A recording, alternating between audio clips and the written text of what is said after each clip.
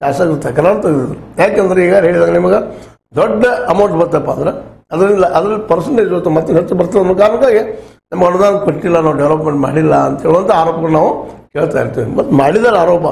ಅದಕ್ಕೆ ನಂತರದಲ್ಲಿ ಸಿದ್ದರಾಮಯ್ಯನವರು ಯಾವ ಕ್ಷೇತ್ರಕ್ಕೆ ಅದು ನಮ್ಮ ಶಾಸಕರಿಗೆ ಒಂದು 25 ಕೋಟಿ ಹಾಕಿದ್ರೆ ನಂತರದಲ್ಲಿ ಸುದ್ದಿ ಉಳಿತು, ಅಷ್ಟು ಕೊಟ್ಟಿರ್ಬೋದು. ಈ ಎಲ್ಲ ನೀರಿನ ಒಟ್ಟಿನಲ್ಲ ಕೇವಲ ದೊಡ್ಡ ಒಂದು ಕಾಮಗಾರಿಗಳಿಗೆ ಪ್ರಿಫರೆನ್ಸ್ ಕೊಡಲಾರ್ದ ಸಣ್ಣ ಸೈಜು ಪ್ರಿಫರೆನ್ಸ್ ಕೊಟ್ಟಿದ್ರೆ ಇವತ್ತು ಎಷ್ಟೋ ಸಮಸ್ಯೆಗಳು ಸಾಲ್ವ್ ಆಗ್ತಿದ್ದು, ಎಷ್ಟೋ ಸಮಸ್ಯೆಗಳಿಗೆ ಉತ್ತರ ಸಿಗ್ತಿತ್ತು. ಕುಡಿಯ ನೀರು ಸಿಗ್ತಿದ್ದು ಜನಕ್ಕೆ, ಮತ್ತು ಶಾಲೆಗಳು ಕಟ್ಟಡ ನಿರ್ಮಾಣ ಆಗಿದ್ರೆ ರೆಗ್ಯುಲರ್ ಆಗಿ ಶಾಲೆ ನಡೆಯುವಂಥದ್ದು, ಅಂಗನವಾಡಿ ಮಕ್ಕಳಿಗೆ ಅವು ಹೆಲ್ಪ್ ಆಗುವಂಥದ್ದು. ಅದ್ರ ಜೊತೆಗೆ ಇನ್ನುಳಿದೆಲ್ಲ ಶಿಕ್ಷಣ ಕ್ಷೇತ್ರದಲ್ಲಾಗಿರ್ಬೋದು, ನೀರಿನ ವ್ಯವಸ್ಥೆಯಲ್ಲಿ ಆಗಿರ್ಬೋದು, ಅಥವಾ ಒಂದು ಪಂಚಾಯತ್ ಮತ್ತು ಇನ್ನುಳಿದ ಡೆವಲಪ್ಮೆಂಟ್ಗಳಾಗಿರ್ಬೋದು. ಡೆವಲಪ್ಮೆಂಟ್ ಅಂದರೆ ಯಾವುದು? ರೋಡು, ನೀರು, ಚರಂಡಿ. ಮುಂದೆ ಅದ್ರ ಜೊತೆಗೆ ಈ ಒಂದು ಏನಪ್ಪ ಅಂದ್ರೆ ಸಾಮಾಜಿಕವಾಗಿ ವಿಕಲಾಂಗರಾದವರಾಗಿರ್ಬೋದು, ಮತ್ತೇನಾಗಿರ್ಬೋದು, ಅಥವಾ ಒಂದು ಆರ್ಥಿಕ ಅಭದ್ರಾಗಿರ್ಬೋದು, ಅಂಥವ್ರಿಗೊಂದು ಹೆಲ್ಪ್ ಮಾಡುವಂಥ ಕೆಲಸಗಳು ಆಗ್ತಿದ್ದು, ಇನ್ನೂ ಇಂಪ್ರೂವ್ಮೆಂಟ್ ಆಗ್ತಿತ್ತು, ಅಭಿವೃದ್ಧಿ ಆಗ್ತಿತ್ತು. ಆ ಅಭಿವೃದ್ಧಿ ಮಾಡೋದು ಹಿಂದೆ ಬೀಳೋದು ಕಾರಣಕರ್ತರು ಯಾರಪ್ಪ ಅಂದ್ರೆ ಈ ಶಾಸಕರು ಅಂತ. ಕಡಿಮೆ ನೀವು ಅನುದಾನ ಇಟ್ರಿ, ಅಲ್ಲಿ ಅದನ್ನು ಬಳಸೋದಿಲ್ಲ. ಭಾಳ ದೊಡ್ಡದಿಟ್ರಿ, ಅದು ನೋಡಿದ್ರಾಗ ಇರೋದಿಲ್ಲ, ಫುಲ್ಲಾಗಿರ್ತದೆ. ಏನಿಲ್ಲ ಅಂದ್ರೆ ನಮ್ಮ ಶಾಸಕರಿಗೆ ಏನಪ್ಪ ಅಂತಂದ್ರೆ ಜಲ್ದಿ ಶ್ರೀಮಂತ ಆಗಬೇಕು ಅಂತ. ಮತ್ತು ನಾವು ಆಗಿದ್ದಾರೆ. ಮತ್ತು ಅನೇಕ ಶಾಸಕರು, ಒಬ್ಬ ಶಾಸಕ ಆಗು ಪೂರ್ವದಲ್ಲಿ ಎಷ್ಟಿತ್ತು ಅವನ ಆಸ್ತಿ, ಶಾಸಕ ಆದ್ಮೇಲೆ ಮತ್ತೆ ನೆಕ್ಸ್ಟ್ ಬರ್ತಾರಲ್ಲ ಎಲೆಕ್ಷನ್ ನಿಲ್ಲೋ ಸಲುವಾಗಿ ಮತ್ತೆ ತುಳಿದುಕೊಂಡು ಆಗ ಎಷ್ಟು ಡಿಫ್ರೆಂಟ್ ನೋಡ್ಯಾರ. ಆ ಶಾಸಕ ಆರಂಭ ಆಗುವಲ್ಲಿ ಲಕ್ಷಾಧೀಶ ಸ್ವಲ್ಪ ಏನೋ ಕೋಟಿ ಸಮೀಪ ಇರ್ತಾರೆ. ಶಾಸಕ ಆದ್ಮೇಲೆ ಅವ್ರು ನೋಡಿದ್ರೆ ಮುಂದಿನ 5 ವರ್ಷ ನಂತರ ದಾಟಿದ ಮೇಲೆ ನೋಡಿದ್ರೆ ಅವ್ರು ಮಿನಿಮಮ್ 10, 20, 50 ಕೋಟಿ 100 ಕೋಟಿ ಆಸ್ತಿದಾರರಾಗಿರ್ತಾರೆ. ಇದೇನು ಚಮತ್ಕಾರ ಅಂತ. ಎಂಥ ಉದ್ಯೋಗ ಮಾಡ್ತಾರೆ ಇವರು ಈ ಶಾಸಕರು ಅಂತೇಳಿ ಪ್ರತಿಯೊಬ್ಬ ಜನರು ಇವತ್ತು ಮಾತಾಡ್ತಾ ಇದ್ದಾರೆ, ಕೇಳ್ತಾ ಇದ್ದಾರೆ.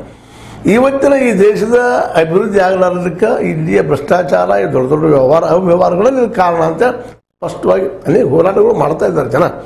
ಆದರೆ ಅದಕ್ಕೆ ಯಾವುದೂ ಪ್ರಿಫರೆನ್ಸ್ ಸಿಗ್ತಾ ಇಲ್ಲ. ಯಾಕಂದ್ರೆ ಈ ಜನನಾಯಕ ಅನ್ನುವಂಥ ಈ ಶಾಸಕರು ಅಥವಾ MP ಗಳು ಇವರೆಲ್ಲ ತಮ್ಮ ಸ್ವರಕ್ಷಣೆಗಾಗಿ ಏನಪ್ಪ ಅಂತಂದ್ರೆ ಈ ಕಾನೂನುಗಳನ್ನು ತಯಾರು ಮಾಡಿಕೊಂಡು ಅದರಲ್ಲೂ ಈ ಒಂದು ಜನರಿಂದ ಆಯ್ಕೆ ಆದವರು ಅನ್ನೋಂಥ ಒಂದು ದೊಡ್ಡ ಅವ್ರಿಗೆ ಏನಪ್ಪ ಅಂದ್ರೆ ಬೆಂಬಲ. ಪ್ರಜಾಪ್ರಭುತ್ವದಲ್ಲಿ ಏನಪ್ಪ ಮುಖ್ಯ ಅಂದರೆ ಜನರಿಂದ ಆಯ್ಕೆ ಆದವರು ದೊಡ್ಡವರು ಅಂತ.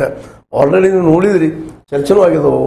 ಒಂದು ನಮ್ಮ ರಿಜು ಮಾಜಿ ಕಾನೂನು ಮಿನಿಸ್ಟರ್ ಅಂದಿದ್ದು ನೀವು ಕೇಳಿರ್ಬೋದು, ಸಂಸತ್ತು ದೊಡ್ಡದು ಅಂತ. ಹಂಗೆ ರಾಯಿಲೆ ನಮ್ಮ ವಿಧಾನಸಭೆ ದೊಡ್ಡದು. ಈ ರೀತಿಯಾಗಿ ನಮ್ಮ ಪಂಚಾಯತಿಯಲ್ಲಿ ಆಯ್ಕೆ ಆದದ್ದು ದೊಡ್ಡವರು ಅನ್ನೋದು ನಾವು ಸಹಜವಾಗಿ ಲೆಕ್ಕ ಹಾಕಿದಾಗ ಇವರು ಕಾನೂನು ಸಹಿತ ಸಿಗುವುದಿಲ್ಲ. ಇವು ಕಾನೂನು ತೆಕ್ಕೇರಿ ಸಹಿತ ಸಿಗುವುದಿಲ್ಲ. ಅದನ್ನು ತಪ್ಪಿಸ್ಕೊಳ್ಳೋಂಥದ್ದು ನಾವು ನೋಡ್ತಾ ಇದ್ದೀವಿ. ಕಾನೂನುಗಳು ಸಹಿತ ಅಥವಾ ಒಂದು ಇವತ್ತು ಅದು ವ್ಯಾಪಾರಿಗಳನ್ನಾಗಿದೆ ನಾವು ಕಾನೂನನ್ನು. ದುಡ್ಡಿದ್ದವ್ರಿಗೆ ಒಂದು ಸ್ವಲ್ಪ ಜಲ್ದಿ ಸಿಗುವಂಥದ್ದು, ಇಲ್ಲದವ್ರಿಗೆ ಹಂಗೆ ಪ್ರೊಲಾಂಗ್ ಮಾಡುವಂಥದ್ದು. ಈಗ ನೋಡ್ರಿ, ಪ್ರಜ್ವಲನ ಕೇಸ್ ನೀವು ನೋಡ್ತಾ ಇದ್ರಿ, ಅವರು SIT ಪ್ರಶ್ನೆ ಮಾಡೋದು ಕಷ್ಟ ಆಗೋಗ್ಬಿಟ್ಟದ. ಅಷ್ಟು ರೀತಿ ಅವ್ರು ಬೆಳೆದು ಬಿಟ್ಟಿದ್ದಾರಂತೆ. ಹಂಗೆ ಇಲ್ಲಿ ರಾಜಕಾರಣಿಗಳು ಪ್ರತಿಯೊಬ್ಬರು. ಅದಕ್ಕಾಗಿ ಇಲ್ಲೇ ಶಾಸಕರಿಗೆ, ಅದರಲ್ಲೂ MP ಗಳಿಗೆ ಮತ್ತು ಶಾಸಕರಿಗೆ, ಇನ್ನುಳಿದ ಜನರಿಂದ ಆಯ್ಕೆ ಆದಂಥ ಜನರಿಗೆ ಇವ್ರ ಮೇಲೆ ಏನು ಹಿಡಿತ ಮಾಡಲಿಕ್ಕೆ ಸಾಧ್ಯ ಇಲ್ವಾ?